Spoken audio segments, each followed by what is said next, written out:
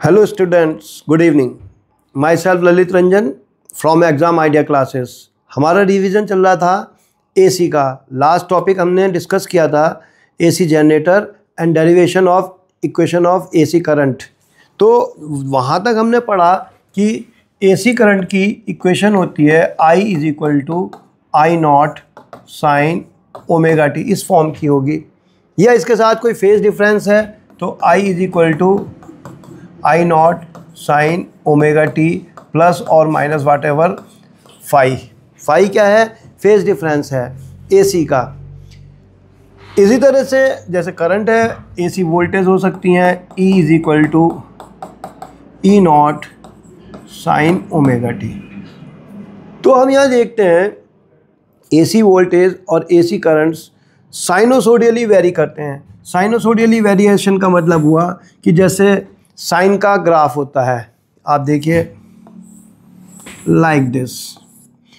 तो टाइम के साथ हम पहले ही डिस्कस कर चुके कि एसी की ईएमएफ हो, या से मैं इसी स्केल पर आपको एसी करंट शो कर देता हूँ लाइक दिस.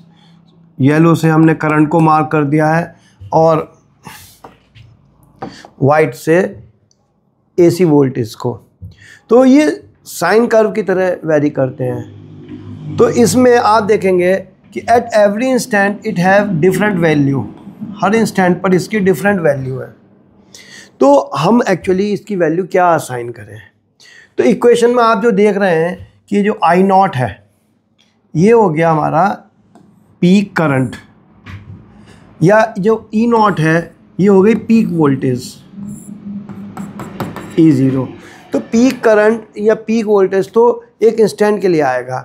तो ये आई नॉट को हम कहते हैं पीक करंट, और ई नोट हमारा हो गया पीक ईएमएफ या पीक वोल्टेज कह सकते हैं हम इसको. लेकिन हम इसकी वैल्यू बताएंगे क्या, क्योंकि ये तो लगातार चेंज हो रही है. तो आप जानते हो जो वैल्यू या जो पैरामीटर कंटिन्यूसली वेरी करता है या which has large number of value, तो स्टैटिस्टिकली हम उनकी मीन वैल्यूज़ लेते हैं. तो यहाँ एसी में हम करंट की या वोल्टेज की दो तरह से मीन लेते हैं. एक अर्थमेटिक मीन कह सकते हैं हम, या मीन वैल्यू ऑफ ईएमएफ या करंट. तो उसको हम आई मीन या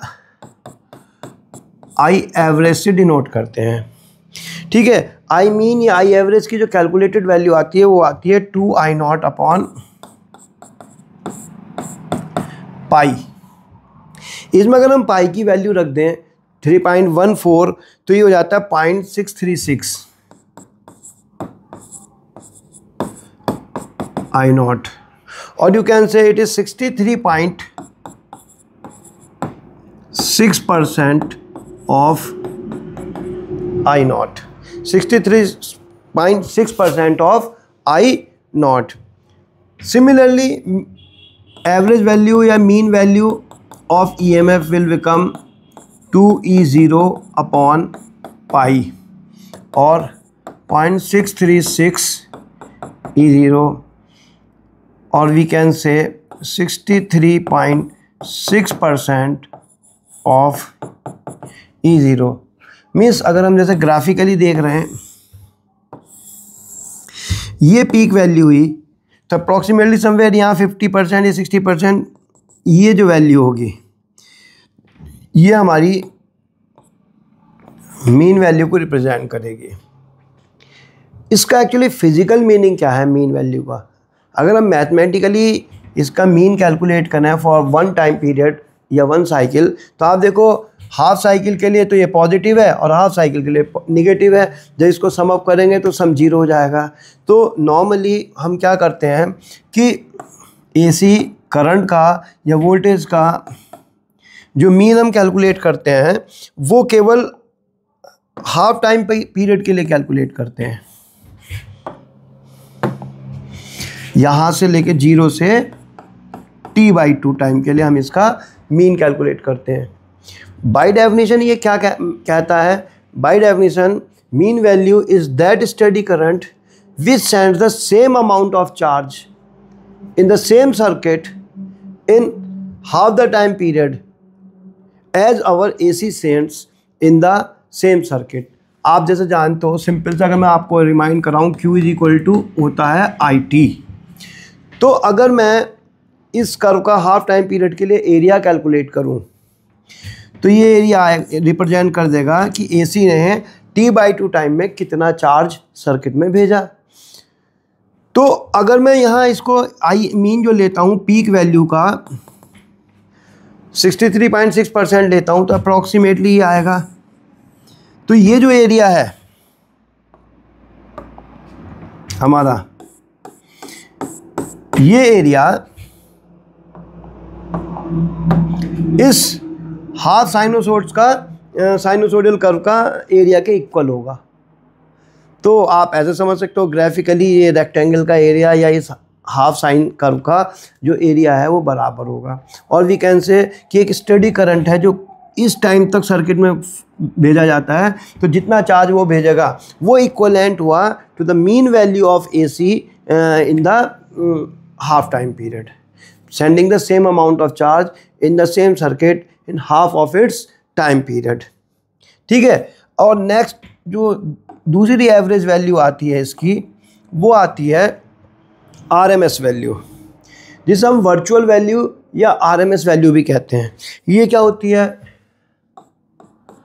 I वर्चुअल या IRMS।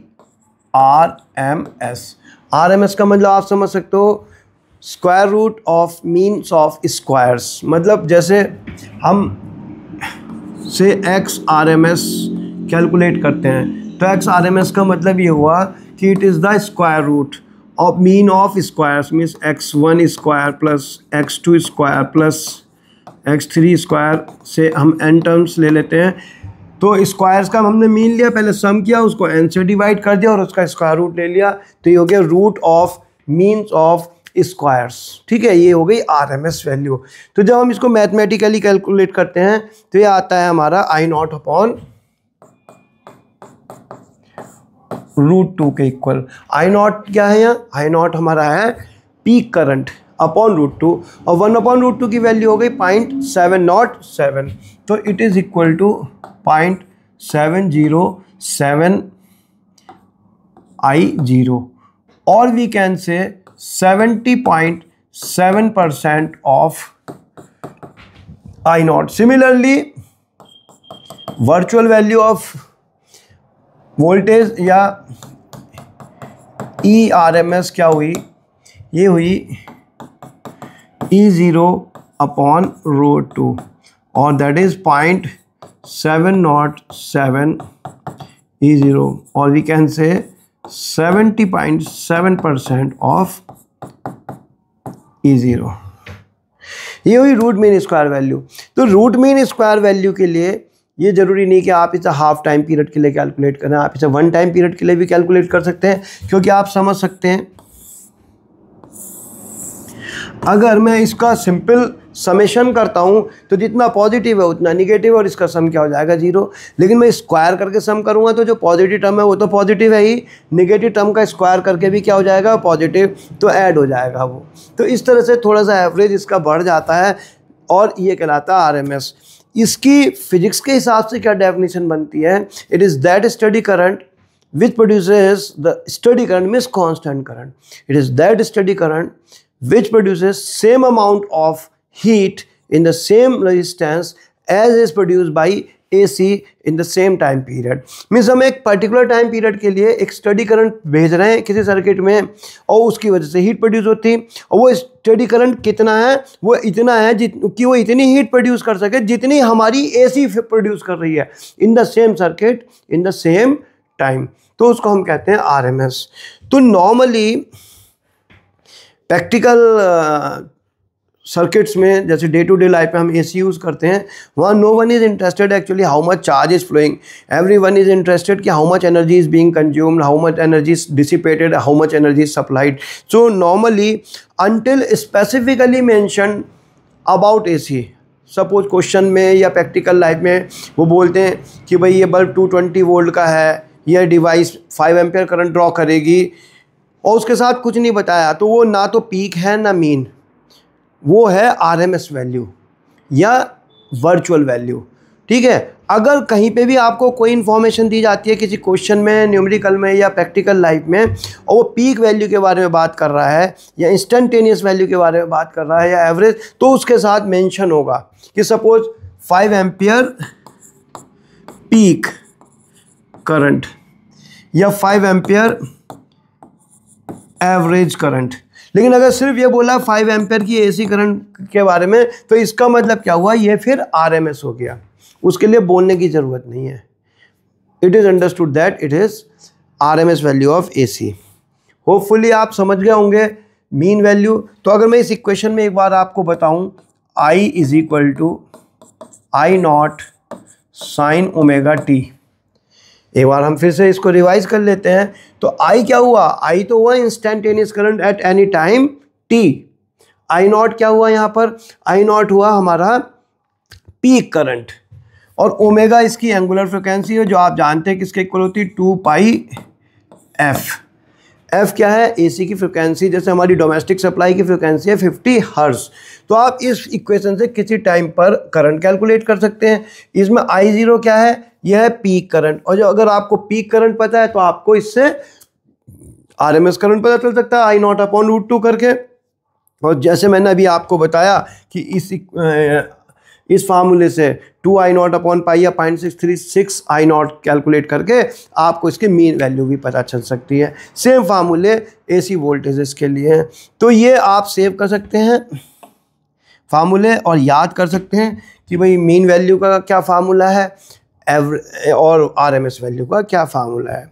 अब नेक्स्ट हम जो डिस्कस करने जा रहे हैं यहाँ, वो हम डिस्कस करने जा रहे हैं AC through a pure resistance. अगर हम एसी को किसी रेजिस्टेंस में पास करते हैं तो कैसे हम उसको स्टडी करेंगे। तो यहाँ हमारे सिलेबस में 12th क्लास में एसी की केवल फेजर डायग्राम के साथ स्टडी है। हायर क्लासेस में आप पढ़ेंगे कॉम्प्लेक्स अलजेब्रा से भी हम इसको स्टडी करते हैं। तो फिलहाल हम इसको स्टडी करने जा रहे हैं सिंपल। तो सपोज सबसे पहले हम डिस्कस करते हैं एसी थ्रू ए रेजिस्टेंस।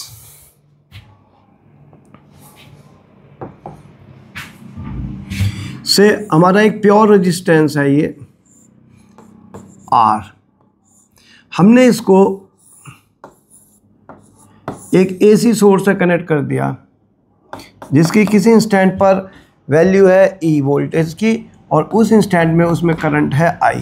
तो जो हमने इसमें EMF भेजा है वो कितना हुआ, वो हुआ हमारा E is equal to E not sine omega t. ये हमने वोल्टेज अप्लाई करी, instantaneous voltage E is equal to E not sine omega t. अब आप जानते हो किसी भी रेजिस्टेंस में जो करंट होता है वो होता है अकॉर्डिंग टू ओम्स लॉ उस इंस्टेंट पर उस रेजिस्टेंस के अक्रॉस क्या पोटेंशियल डिफरेंस है। तो एट एनी इंस्टेंट इसमें जो करंट होगा वो कितना होगा, I is equal to E upon R. R क्या हो गया, ये हमारा रेजिस्टेंस हो गया, आई इसमें इंस्टेंटेनियस करंट, और ई क्या है उस पर्टिकुलर इंस्टेंट पर जिस पर हम मेजर कर रहे हैं उसके क्रॉस कितना ईएमएफ है। और ई की वैल्यू हम यहाँ इस इक्वेशन से सब्स्टिट्यूट कर देते हैं तो हो जाएगा E0 sine omega t upon R. तो यहाँ ये जो E0 अपॉन आर वाला टर्म आया, जब E0 पीक वोल्टेज है तो पीक वोल्टेज अपॉन रेजिस्टेंस क्या हो जाएगा, पीक करंट। तो here we can write that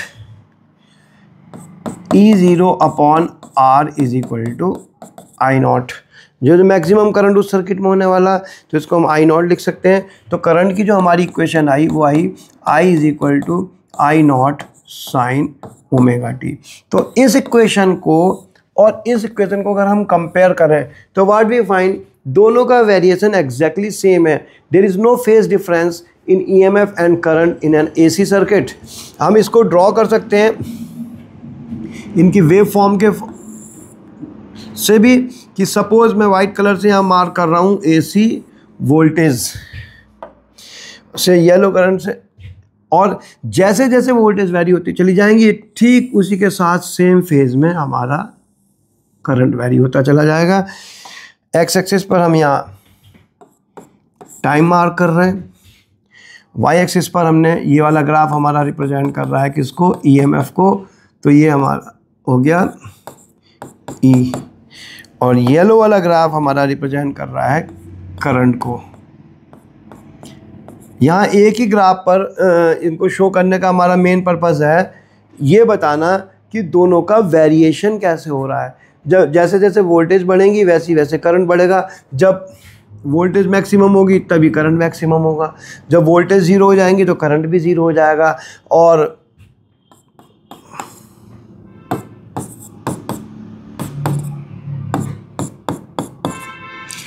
जब वोल्टेज की डायरेक्शन चेंज होगी तो करंट की डायरेक्शन भी चेंज हो जाएगी, वो अपोजिट डायरेक्शन में मैक्सिमम होगा और फिर ज़ीरो, और इसी तरह से current and voltage simultaneously vary करते चले जाएंगे। इसका मतलब क्या हुआ कि इनके बीच में कोई फेज़ डिफरेंस नहीं है। और अगर हम इसको फेज़र डायग्राम से शो करें तो से किसी टाइम इंस्टेंट पर ये हमारा वेक्टर जो है ईएमएफ को रिप्रेजेंट कर रहा है, जो किसी इंस्टेंट पर angle theta is equal to omega t पर है, और दोनों में क्योंकि कोई फेज डिफरेंस नहीं है तो उसी इंस्टेंट पर हमारा करंट वाला ग्राफ भी इसी के साथ साथ चलेगा। दोनों के बीच में there is no phase difference. This was simple discussion of AC through a resistance. अब हम नेक्स्ट डिस्कस करने जा रहे हैं यहाँ AC through a pure inductor. AC through a pure inductor, inductor आप समझ सकते हो कि इससे हम एक ये प्योर इंडक्टर कंसिडर करते हैं जिसका सेल्फ इंडक्टेंस एल है।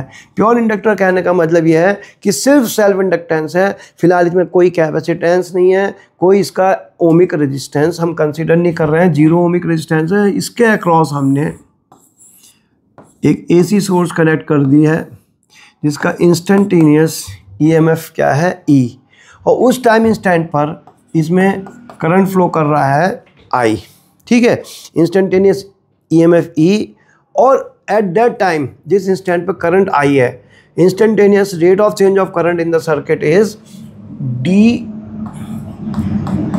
आई अपॉन डी टी। तो आप जानते हो कि अगर इंडक्टर की प्रॉपर्टी क्या है कि अगर उसके across there is a variable current, current change होता है तो उसमें ईएमएफ इंड्यूस हो जाता है due to the phenomena of self inductance. तो किसी भी इंस्टेंट पर इसके अक्रॉस जो ईएमएफ होगा वो कितना डेवलप हो जाएगा, वो हो जाएगा E is equal to minus L D I upon D t. तो अब आप देख सकते हैं इस सर्किट में दो सोर्स हैं, एक ई और एक इसके अक्रॉस ईएमएफ जनरेट हो गया। तो अगर हम किरचॉफ लॉ से इसमें लिखें तो टोटल सर्किट में अवेलेबल जो पोटेंशियल्स हैं उनका सम क्या होता है, ज़ीरो होता है। तो E plus E is equal to zero. हम इसमें इस स्मॉल ई की वैल्यू रख देते हैं तो हो जाएगा E minus L D I upon D T is equal to zero. E is equal to D minus L D I upon D T. ये जब हम वैल्यू रखते हैं तो हमें मेनली तो इसको करंट के लिए सॉल्व करना है, क्योंकि अप्लाइड ईएमएफ हम पहले ही जानते हैं, वो हमारा अप्लाइड ईएमएफ कितना है इस सर्किट में, वो है E is equal to E zero sine omega t. ये हमें याद रखना है। ये ईएमएफ हमने अप्लाई किया, ये ईएमएफ किसी इंस्टेंट पर जब rate of change of current D I upon D T, इतना ईएमएफ इस इंडक्टर के अक्रॉस इंड्यूस हो गया जो अपोजिंग नेचर का होता है, इसलिए इसमें माइनस साइन आया, E is equal to minus L D I upon D t. तो इस सर्किट में दो ईएमएफ अवेलेबल है, एक अप्लाइड और एक ईएमएफ इंड्यूस जो हुआ इंडक्टर के अक्रॉस। तो टोटल सम क्या हो गया, zero. E is equal to minus L D I upon D T. From this we can write L D I upon D T is equal to E. यहाँ से हम ई की values में substitute कर देते हैं तो L D I upon D T is equal to E not sine omega t. So d I is equal to E naught upon L, ये एल डिनोमिनेटर में चला जाएगा, sine omega t d t. अब ये differential form में आया, इस differential को हटाने के लिए हम क्या करेंगे, इसको इंटीग्रेट कर देंगे दोनों तरफ। तो जब हम इंटीग्रेट करेंगे तो integrating both the side integral d I is equal to integral E0 upon L sine omega t d t plus एक कांस्टेंट ऑफ इंटीग्रेशन। तो यहाँ एक बार मैं और इसको लिख देता हूँ, d I is equal to E0 upon L। E0 क्या है, P की EMF वो कांस्टेंट है, L क्या है, self inductance of this coil वो भी कांस्टेंट है। इंटीग्रल से बाहर निकाल दिया कांस्टेंट को, रह गया sign omega t d t plus constant. अब यहाँ जो कांस्टेंट ऑफ इंटीग्रेशन की बात आती है कि आप अगर ध्यान दें, क्योंकि हमने यहाँ AC सोर्स अप्लाई करी है, तो इसमें जो भी करंट है वो वेरिएबल है, कोई DC कंपोनेंट ऑफ करंट है ही नहीं, कोई DC सोर्स कनेक्ट ही नहीं करी, क्योंकि ये है कांस्टेंट। AC कंपोनेंट जो भी होंगे, AC करंट जो भी होंगे वो वेरिएबल होंगे टाइम के साथ। और यहाँ पे क्योंकि इस इक्वेशन की डायमेंशन क्या होनी चाहिए, करंट की, क्योंकि आप देख रहे हैं लेफ्ट हैंड में क्या है, करंट, तो ये RHS में भी जो भी टर्म होना चाहिए करंट, तो इस टर्म की डायमेंशन भी करंट की होगी, इसकी डायमेंशन भी करंट की होगी। और ये है कांस्टेंट, मींस सर्किट में कोई ना कोई एक कांस्टेंट करंट भी होना चाहिए, मतलब कोई DC सोर्स कनेक्टेड हो, बट एज सच हमने कोई DC सोर्स कनेक्ट नहीं करी, कोई इसमें constant current of component of current है नहीं। तो यहाँ पर जो ये कांस्टेंट है इस रीजन से क्या हो जाएगा, ये हमारा जीरो हो जाएगा, ये कांस्टेंट जीरो हो जाएगा। तो हमारा सिंपली क्या रह जाएगा, इंटीग्रल डी आई हो जाएगा आई E0 अपॉन L। अब आप जानते हो साइन का इंटीग्रल होता है माइनस कॉस, साइन का इंटीग्रल होता है माइनस कॉस, तो इसका क्या इंटीग्रल आ जाएगा, minus cos omega t upon omega, और कांस्टेंट की वैल्यू क्या आ गई, 0। तो हम इसको लिख सकते हैं I is equal to E0 upon omega L, omega L। अब बात आती है इस माइनस कॉस ओमेगा टी को कैसे हम इसमें एबॉलिश करें। तो हम यहाँ पर क्या करेंगे, इसको लिखेंगे sine pi by two minus theta, क्योंकि sine pi by two minus theta क्या होता है, कॉस थीटा। तो हम इसको लिख देते हैं, ये माइनस तो ये रहा, और कॉस ओमेगा टी को क्या लिख दिया हमने, sign pi by two minus omega T. ठीक है, तो अब साइन माइनस थीटा होता है माइनस साइन थीटा, तो माइनस साइन थीटा क्या हो जाएगा, साइन माइनस थीटा, इस साइन माइनस को हम अंदर ले जाते हैं, तो ये हो जाएगा I is equal to E0 upon omega L sine omega T minus pi by two, sine omega T minus pi by two. अब अगर आप ध्यान दें LHS में ये करंट है, और जो ये ट्रिग्नोमेट्रिक टर्म है ये डायमेंशन लेस है, और ये वोल्टेज है। तो यहाँ जो ये डिनोमिनेटर में टर्म है ओमेगा L, इसकी डायमेंशन क्या होनी चाहिए, रेजिस्टेंस की होनी चाहिए। तो यहाँ पे ओमिक रेजिस्टेंस तो है नहीं, तो ये क्या कहना चाह रहा है, मीन्स द हिंड्रेंस और यू कैन से the obstruction offered by this inductance in the path of AC। तो इसके लिए हम एक स्पेशल नेम यूज करते हैं, दैट इज रिएक्टेंस। तो here it is called inductive reactance, और इंडक्टिव रिएक्टेंस को हम डिनोट कर देते हैं एक्सेल से। ठीक है, तो here X L is equal to omega L, X L is equal to omega L। Omega आप जानते हो वो क्या होता है, 2 पाई f, तो 2 पाई f L। इसको हम अभी सेपरेटली डिस्कस करेंगे। ये हो गया हमारा इंडक्टिव रिएक्टेंस। तो यहाँ पर जो टर्म हुआ हमारा E0 अपॉन एक्सएल, ये हो गया I is equal to E0 upon X L sine omega T minus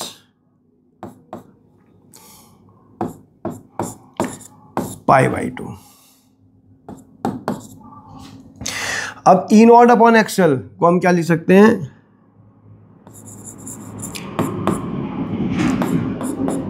E0 upon X L it is equal to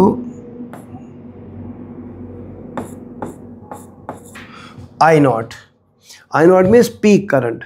क्योंकि पीक वोल्टेज अपॉन रिएक्टेंस ये हो गया हमारा पीक करंट। तो इक्वेशन आ गई I is equal to I not sine omega T minus pi by 2। अब इस इक्वेशन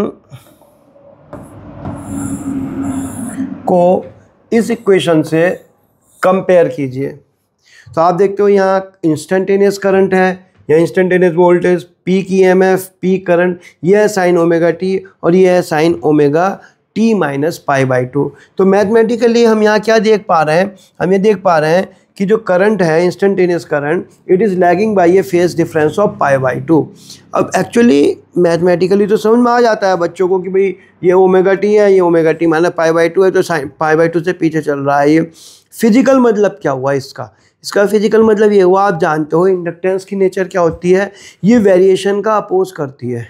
तो जैसी वोल्टेज बढ़ना शुरू होगी रेजिस्टेंस में क्या होता है, जिस इंस्टेंस पे जो वोल्टेज है, जैसे जैसे वोल्टेज बढ़नी शुरू हुई करंट भी बढ़ना शुरू हो गया।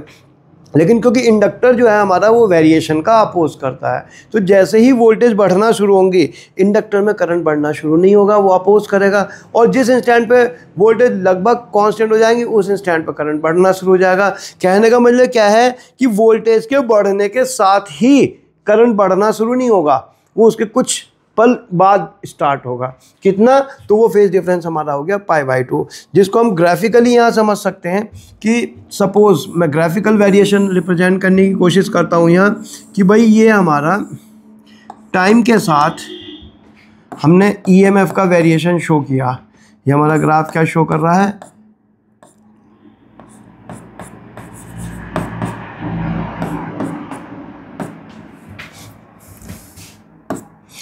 कैसे हमारा ईएमएफ वेरी कर रहा है साइनोसोडियली, मैं बार बार बता ही चुका। अब हमारा करंट, क्योंकि करंट हमारा फेज में पाई बाई 2 पीछे चल रहा है, तो आप जानते हो 1 साइकिल इज इक्वल टू 2 पाई, ये हो गया पाई, तो ये हुआ हमारा पाई बाई 2। तो करंट का वेरिएशन हमारा इस तरह से चलेगा यहाँ पर, ठीक है। पाई बाई 2 पीछे कि सपोज ये 2 पाई, ये हुआ हमारा पाई, ये हुआ पाई बाई 2,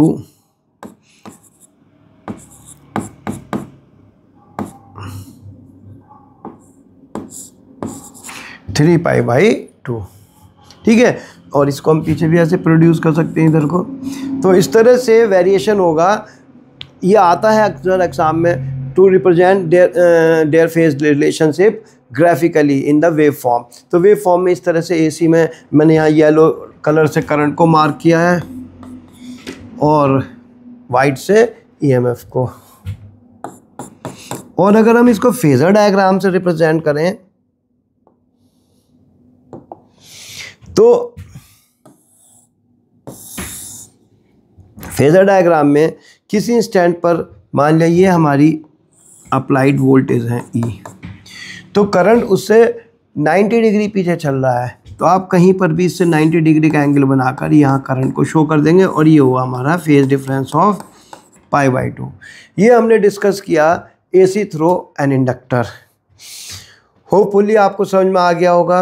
अब यहाँ पर जो एक चीज़ रह गई वो क्या रह गई, हमारी इंडक्टिव रिएक्टेंस। तो इस इंडक्टिव रिएक्टेंस को अगर आप समझने की कोशिश करें तो इंडक्टिव रिएक्टेंस का फार्मूला है X L is equal to omega L is equal to 2 pi F L. तो यहाँ हम एक ग्राफ और बनाकर देख सकते हैं, मैं इसको नेक्स्ट पेज पे शो कर देता हूँ आपको। हमने देखा कि भाई X L is equal to omega L is equal to 2 pi F L. तो here we find that inductive reactance is directly proportional to the frequency of applied AC। Mean जैसे जैसे फ्रिक्वेंसी बढ़ती चली जाएगी इंडक्टिव रिएक्टेंस बढ़ता चला जाएगा। Means high frequency current को इंडक्टेंस ज़्यादा ऑब्स्ट्रक्शन ऑफर करेगी, ज़्यादा रिएक्टेंस ऑफर करेगी। जिस करंट की फ्रिक्वेंसी कम है उसके लिए कम ऑब्स्ट्रक्शन ऑफर करेगी।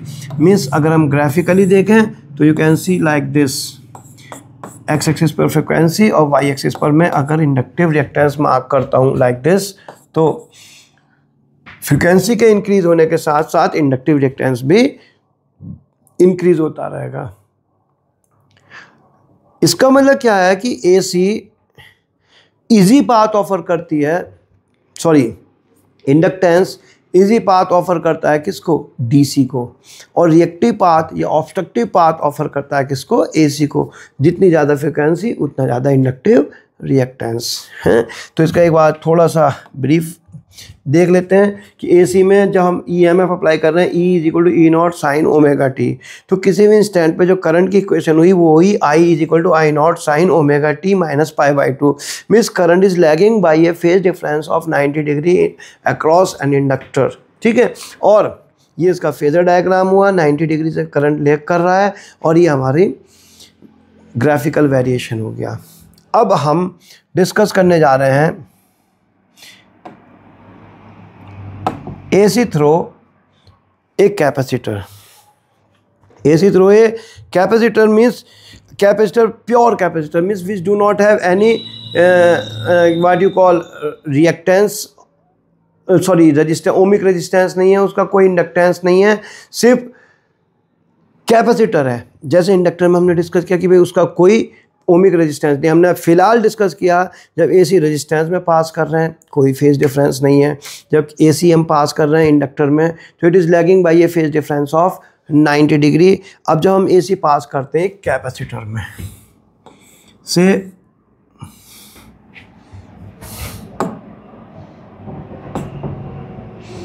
मेरा बोर्ड कुछ आज टेक्निकली प्रॉब्लम क्रिएट कर रहा है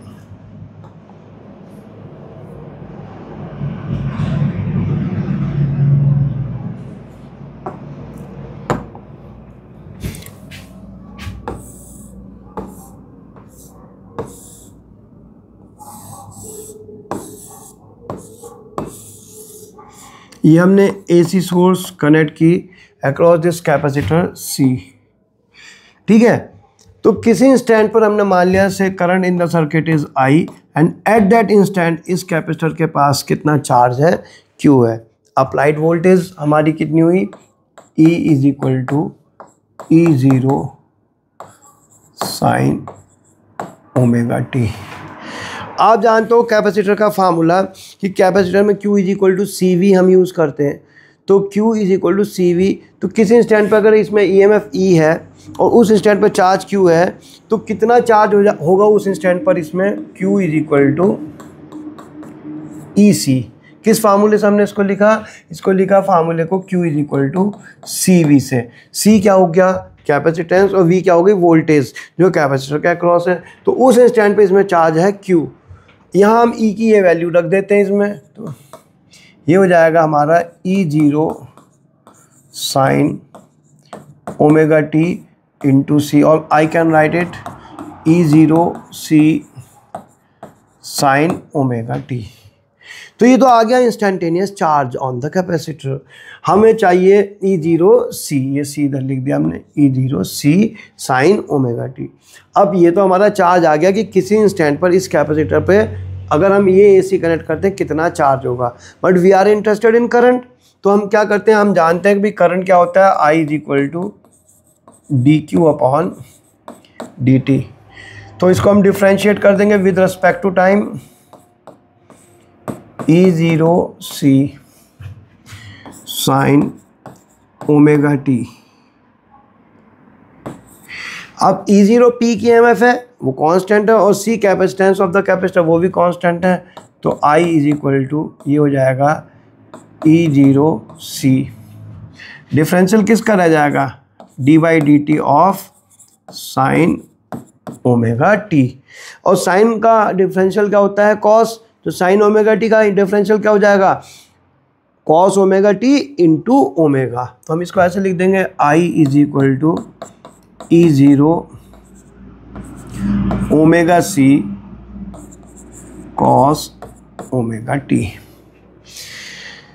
अब cos को हमें, क्योंकि इस इक्वेशन को कंपेयर करना है with the equation of applied EMF, तो इस cos को हम साइन में कन्वर्ट करके लिखेंगे। और जब इस cos को साइन में कन्वर्ट करके लिखेंगे तो इसको हम क्या लिख सकते हैं, sin 90 + थीटा।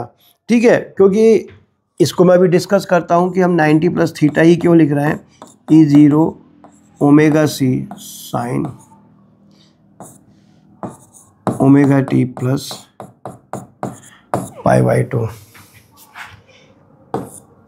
हम इसे साइन 90 माइनस थीटा भी तो लिख सकते थे, तो हमें क्या लिखना पड़ता, sign pi by 2 minus omega T लिखना पड़ता। बट क्योंकि हमें इसे इस इक्वेशन से कंपेयर करना कि ओमेगा टी के रेस्पेक्ट में आगे है या ओमेगा टी से एंगल से पीछे है, तो पाई बाई 2 माइनस ओमेगा टी लिखने का कोई सिग्निफिकेंस नहीं है। और हम इंडक्टर में पहले ही लिख चुके हैं omega T minus pi by 2, और फिजिकली भी हम समझेंगे अभी कि कैसे यहाँ प्लस पाई बाई 2 है, तो इसको हमने क्या लिख दिया, साइन 90 प्लस थीटा। अब बात आती है इस टर्म को कैसे हम सिंप्लीफाई करेंगे। तो आप देखो, ये तो ईएमएफ है और ये करंट है, और करंट की डायमेंशन तब होती है जब current upon EMF upon resistance हो। तो इसको अपॉन में ले जाने के लिए हमें इसे कैसे लिखना पड़ेगा, E0 upon 1 upon omega C sine omega T plus pi by 2। अब हम बड़े आराम से इसको समझ सकते हैं कि जो डिनोमिनेटर का टर्म है इसकी डायमेंशन क्या होगी, रेजिस्टेंस की। तो ये क्या हुआ, ये टर्म डिनोट कर रहा है कि ये जो कैपेसिटर है ये एसी के रास्ते में कितना ऑब्स्ट्रक्शन ऑफर कर रहा है, कितना हिंड्रेंस ऑफर कर रहा है, जिसको हम कहते हैं कैपेसिटिव रिएक्टेंस। तो यहाँ पर हम क्या लिख देंगे, XC क्या हुआ, capacitive reactance, which is equal to 1 upon omega C, और ओमेगा होता है 2 पाई FC। तो ये इक्वेशन हो जाएगी हमारी I is equal to E0 upon XC sine omega T plus pi by 2। और E0 अपॉन XC को हम क्या लिख पाएंगे, पीक करंट, क्यों peak voltage upon peak resistance क्या होता है, पीक करंट। तो यहाँ E0 अपॉन XC हमारा हो गया I0। तो हमारे अप्लाई जो करंट आया सर्किट में वो क्या आया, I is equal to I0 sine omega T plus pi by 2। तो अगर आप इन दोनों इक्वेशंस को कंपेयर करें, E is equal to E not sine omega T and I is equal to I not sine omega T plus pi by 2, तो हम देखते हैं यहाँ पर करंट लीड कर रहा है। करंट लीड करने का मतलब क्या हुआ, क्योंकि आप जानते हो जब हम माने वोल्टेज 0 है, उस इंस्टेंट पे कैपेसिटर के अक्रॉस भी पोटेंशियल डिफरेंस क्या होगा, 0। और जब कैपेसिटर के अक्रॉस पोटेंशियल डिफरेंस 0 है, इसका मतलब उस पर कोई चार्ज नहीं, तो it is ready to accept charge at any rate. तो जैसे ही वोल्टेज बढ़ना शुरू होगी, ये मैक्सिमम रेट पे करंट एक्सेप्ट करना शुरू कर देगा चार्ज।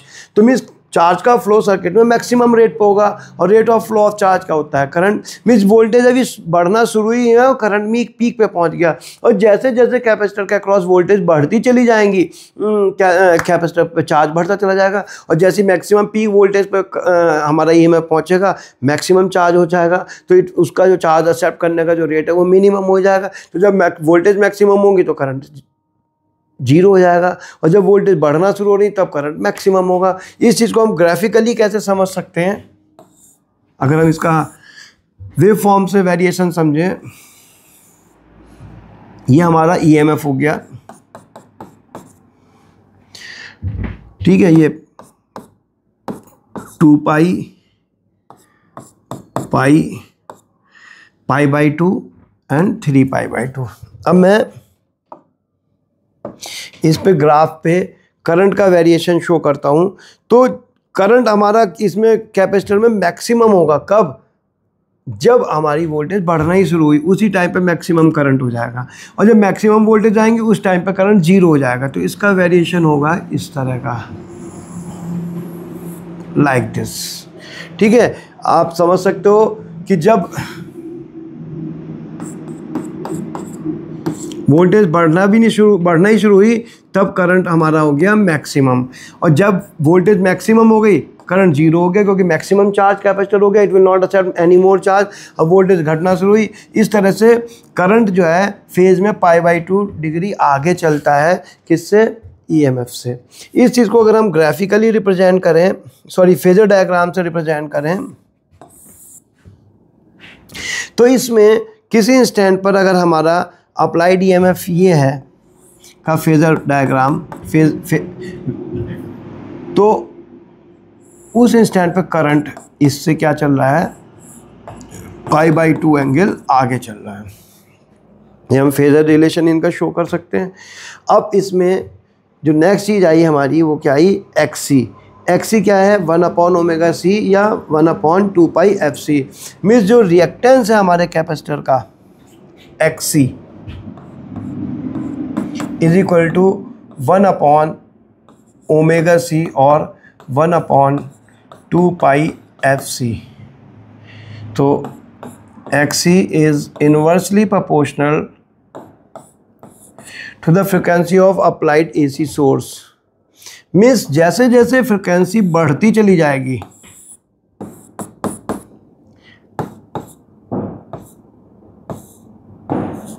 कैपेसिटिव रिएक्टेंस डिक्रीज होता चला जाएगा। तो इसका ग्राफ कुछ इस तरह से आएगा, because it is inversely proportional to the frequency of applied AC। ठीक है, मीन्स इससे क्या कंक्लूजन निकलता है कि जो कैपेसिटर है वो AC को इजी पाथ ऑफर करता है, DC को ऑब्स्ट्रैक्ट करता है, जबकि इंडक्टर DC को इजी पाथ ऑफर करता है और AC को ऑब्स्ट्रक्टिव पाथ ऑफर करता है। हम इसको एक बार क्विक देख लेते हैं। आज हमने इस वीडियो में क्या क्या पढ़ा। सबसे पहले हमने AC करंट की इक्वेशन देखी, AC वोल्टेज की, हमने जाना पीक करंट क्या है, मीन करंट क्या है, मीन वोल्टेज क्या है। उसके बाद हमने देखा RMS value of current, RMS value of voltage और इसका फिजिकल सिग्निफिकेंस डेफिनेशन हमने यहाँ समझी। उसके बाद AC को डिस्कस किया थ्रू ए रेजिस्टेंस। तो AC को जब डिस्कस किया रेजिस्टेंस, तो हमने देखा AC में रेजिस्टेंस से जब AC पास होती है तो वोल्टेज और करंट सेम फेज में होते हैं, इनका ग्राफिकल वेरिएशन और फेजर डायग्राम। उसके बाद हमने AC डिस्कस करी थ्रू एन इंडक्टर। तो इंडक्टर में हमने जब देखा कि जो ये हमारी अप्लाइड वोल्टेज है तो इसमें करंट लैग करता है by a phase difference of π/2। ये इसका फेजर ग्राफिकल वेरिएशन हो गया और ये फेजर डायग्राम हो गया। ठीक है, यहाँ हमने देखा AC का जो रिएक्टेंस है XL is equal to ω/L और 2πfL। मीन्स इंडक्टिव रिएक्टेंस जो है इंक्रीज होता है with the frequency of applied AC। फिर हमने डिस्कस किया AC थ्रू एक कैपेसिटर। कैपेसिटर में हमने देखा कि जो करंट है वो लीड कर रहा है by a phase difference of π/2। ये इसका कर्व वेरिएशन हो गया और ये फेजर डायग्राम हो गया। हम देख रहे हैं कि करंट यहाँ पर लीड करता है और इसमें हम क्या देखते हैं कि capacitive reactance of a capacitor is inversely proportional to the frequency of applied AC। जो ये इन्वर्स प्रोपोर्शनल होने की वजह से ग्राफ ऐसा आएगा, जैसे जैसे फ्रिक्वेंसी बढ़ती चली जाएगी कैपेसिटिव रिएक्टेंस डिक्रीज होता चला जाएगा। ठीक है, with this I conclude this video. Next video में हम डिस्कस करेंगे कॉम्बिनेशंस के साथ कि when AC is pass through the combination of an inductor and resistance and AC is passed through a capacitor and combination of resistance and LCR series circuit. Thank you.